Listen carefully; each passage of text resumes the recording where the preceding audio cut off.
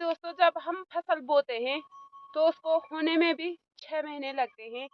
चाहे कोई बीज भी बोते हैं तो उसके लिए भी बीज बो रहे हैं। ये फसल अब 6 महीने बाद तैयार होगी, फल लगेंगे इस पे। वैसे ही हमारे कर्म भी हैं दोस्तों। अगर हम अच्छा करेंगे तो वो भी फलदायी होंगे, अगर हम बुरा कर्म करेंगे तो वो भी फलदायी होंगे। क्योंकि बुरा कर्म भी अगर हम अभी ही करेंगे तो उसका फल भी अभी नहीं मिलेगा। अच्छा कर्म भी हम अगर अभी ही करेंगे उसका फल भी अभी ही नहीं मिलेगा। हमें हमेशा ये ध्यान रखना चाहिए कि जितना हो सके अच्छे कर्म करें, बुरे कर्मों से सावधान रहें। क्योंकि ऐसा नहीं कि हमें अभी ही बुरा किया तो उसका दंड अभी ही मिले।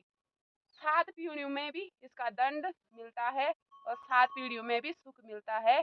जो हम किसी के लिए कहते हैं वही कर्मा बैक हमारे लिए होता है। तो इसीलिए भगवान ने कुछ ना कुछ प्रत्येक कार्य में कोई ना कोई संदेश हम प्राणियों के लिए रखा रहता है।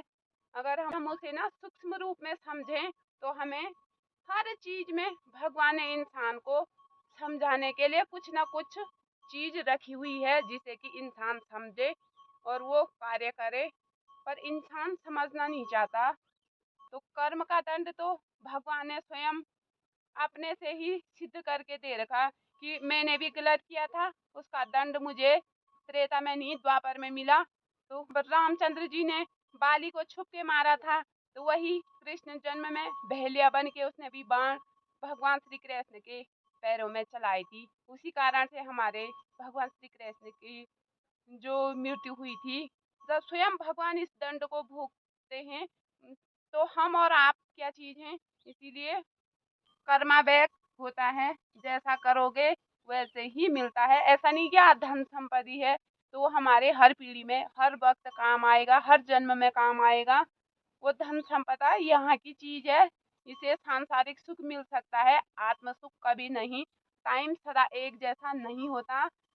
जो इंसान धर्म पे चलता है वो धीरे से प्रकाशित होता है, पर जब प्रकाशित होता है तो उसे उसके बाद दूसरे प्रकाश की जरूरत नहीं पड़ती, क्योंकि वो स्वयं एक प्रकाश पुंज बन जाता है। तो दोस्तों